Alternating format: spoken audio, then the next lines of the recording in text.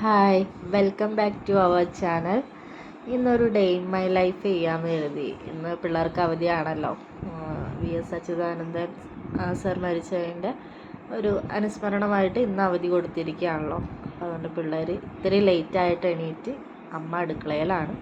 രാവിലത്തെ എൻ്റെ ചെറിയ പണികളൊക്കെ കഴിഞ്ഞ് അമ്മ സാമ്പാർ ഉണ്ടാക്കാൻ കയറിയിരിക്കുകയാണ്. ജസ്റ്റ് പുറത്തേക്ക് ഇറങ്ങി. ഇന്ന് കുഴപ്പമില്ലാത്ത നല്ലൊരു അന്തരീക്ഷമാണ്. മഴയൊന്നും രാവിലെ ഇല്ല, പക്ഷെ കുളത്തിലെ വെള്ളം കയറി നമ്മുടെ നടക്കുന്ന വഴിയൊക്കെ വെള്ളമായിട്ട് കിടക്കുകയാണ്. നമുക്ക് പ്രോപ്പറായിട്ടൊരു വഴിയില്ല വീടിന്. അപ്പോൾ അതുകൊണ്ട് തന്നെ നമ്മൾ ആ കുളത്തിൻ്റെ സൈഡിലൂടെയാണ് പോയിക്കൊണ്ടിരിക്കുന്നത്. കുളത്തിലാണെങ്കിൽ വെള്ളം കയറി, മഴവെള്ളം കയറി നിറഞ്ഞു കിടക്കുക. അതിലൂടെയാണ് നമ്മളിപ്പോൾ നടന്നു പോകുന്നത്. പിള്ളേരുടെ കുറച്ച് കളിക്കുന്ന സാധനങ്ങളൊക്കെ സിറ്റ് ഔട്ടിലാണ് വെക്കുന്നത്. അവരോട് ഇരുന്നാണ് കളിക്കുന്നതൊക്കെ. അപ്പോൾ ഇത്തിരി ലേറ്റായി എണീറ്റപ്പോൾ, ക്ലാസ് ഇല്ലാത്തത് കൊണ്ടും പിന്നെ ഹസ്ബൻഡിന് പോകണം. പിന്നെ പിള്ളേർ രാവിലെ എണീറ്റപ്പോൾ തന്നെ കുളിയും കാര്യങ്ങളൊക്കെ കഴിയും. ഒരാളിവിടെ ചേച്ചിയുടെ പഴയ യൂണിഫോം എടുത്തിട്ടിരിക്കുക. ഞാനപ്പോൾ അലക്കും കാര്യങ്ങളൊക്കെ ആയിട്ട് യൂണിഫോം പുറത്തിട്ടാൽ കഴുകാറ്, എന്നിട്ട് വാഷിംഗ് മെഷീനിലിട്ട് ഉണക്കിയെടുക്കും. അങ്ങനെയാണ് ചെയ്യുന്നത്. യൂണിഫോം വാഷിംഗ് മെഷീനിലിട്ട് വാഷ് ചെയ്യാറില്ല.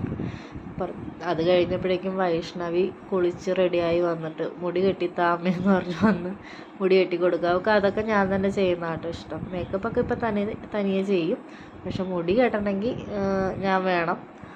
ഡ്രസ്സ് ഇടിക്കണമെങ്കിലൊക്കെ ഒരു കംഫർട്ട് അവൾക്ക് ഞാൻ ചെയ്യുമ്പോഴാണ് കിട്ടുന്നത്.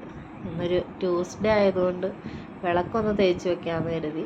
ചൊവ്വാഴ്ചയും വെള്ളിയാഴ്ചയും ദിവസമാണ് ഞാൻ വിളക്കി വയ്ക്കുന്നത്. വീഡിയോ എടുക്കുന്നതൊക്കെ വൈഷ്ണവി ആട്ടോ. ഇന്നത്തെ ഡ്യൂട്ടിയൊക്കെ വീഡിയോ എടുത്തു തരില്ല, അവളുടെ ഡ്യൂട്ടിയാണ്. രാവിലത്തേക്ക് കലക്കി ചുട്ട അപ്പം ഉണ്ടാക്കിയ ഭയങ്കര ഇഷ്ടമാണ് അതെല്ലാവർക്കും. സാമ്പാറും കലക്കി ചുട്ട അപ്പമായിരുന്നു ഇന്ന് രാവിലത്തെ ബ്രേക്ക്ഫാസ്റ്റ്. ഒരാൾ ചേച്ചിയുടെ യൂണിഫോം ഇട്ടിരുന്ന് ടി വി കണ്ട് ചായ കുടിക്കുവാണ്. ഭയങ്കര ഇഷ്ടപ്പെട്ടു യൂണിഫോം. പിന്നെ അത് കഴിഞ്ഞ് ഞാൻ കുളിച്ച് റെഡിയായി ഒന്ന് കടയിൽ പോകണമെന്ന് കരുതുന്നു. അപ്പോൾ വെള്ളം കയറി കിടക്കുന്ന വെള്ളത്തിലൂടെ പോകാനും മടിയാണ്. മഴ കാരണം ഏട്ടൻ അതൊക്കെ ടൂ വീലറിന് മേടിച്ചുകൊണ്ട് വരണ്ടല്ലോ എന്നോർത്തിട്ട് ഞാൻ തന്നെ പോവാമല്ലോ എന്നോർത്തു, മഴയില്ലാത്ത സമയം നോക്കിയിട്ട്. അങ്ങനെ ഇറങ്ങി. ഇത് കണ്ടോ, കുളത്തിലൂടെ പോകുന്നൊരവസ്ഥ. നമുക്കൊരു വഴിയില്ലാത്ത കാരണം ഇപ്പം ഇങ്ങനെയാണ് പോകുന്നത്. ഇത് സ്ഥലം മേടിച്ച ടൈമിൽ അച്ഛനോട് പറഞ്ഞ ആൾ വഴിയുണ്ട് എന്നുള്ള രീതിയിലാണ് സ്ഥലം മേടിപ്പിച്ചത്. പക്ഷെ നമുക്ക് വഴിയില്ല. നമുക്കെന്നല്ല, കുറച്ച് വീട്ടുകാർക്ക് വഴിയില്ല. നമ്മളിതിലൂടെയാണ് പോകുന്നതും വരുന്നതും ഒക്കെ. കുളത്തിൽ വെള്ളം കയറി കഴിഞ്ഞാൽ ഇതാണ് നമ്മുടെ അവസ്ഥ. പിള്ളേരെ ഞാൻ എടുത്തുകൊണ്ടാണ് കടത്തുന്നത്, സ്കൂളിൽ വിടുന്നത്. നമ്മൾ വെള്ളത്തിലൂടെ നടക്കും, പക്ഷെ അവരെ നടത്തിക്കാറില്ല. നമ്മളിങ്ങനെ ഒരു വീടിൻ്റെ സൈഡിലൂടെയാണ് മെയിൻ റോഡിലേക്ക് എൻട്രി ചെയ്യുന്നത്. പോകുന്നതും വരുന്നതും ഇങ്ങനെയാണ്. വണ്ടി വയ്ക്കുന്നതാണെങ്കിലും വേറൊരു വീട്ടിലാണ്. ടൂ വീലറും കാറും വയ്ക്കുന്നതും വേറൊരു വീട്ടിൽ തന്നെയാണ്. അതിപ്പോൾ നമുക്കൊരു വഴിയുടെ കാര്യങ്ങളൊക്കെ മുന്നോട്ട് പോകുന്നുണ്ട്, പക്ഷെ നല്ല രീതിക്ക് നടക്കുന്നില്ല. അതിന് വേണ്ടപ്പെട്ട അധികൃതർ നമ്മളെ ഹെൽപ്പ് ചെയ്യുന്നില്ല എന്ന് തന്നെ വേണം പറയാനായിട്ട്. ആ ഒരു പ്രശ്നം നമുക്ക് ഇപ്പോഴും ഉണ്ട്.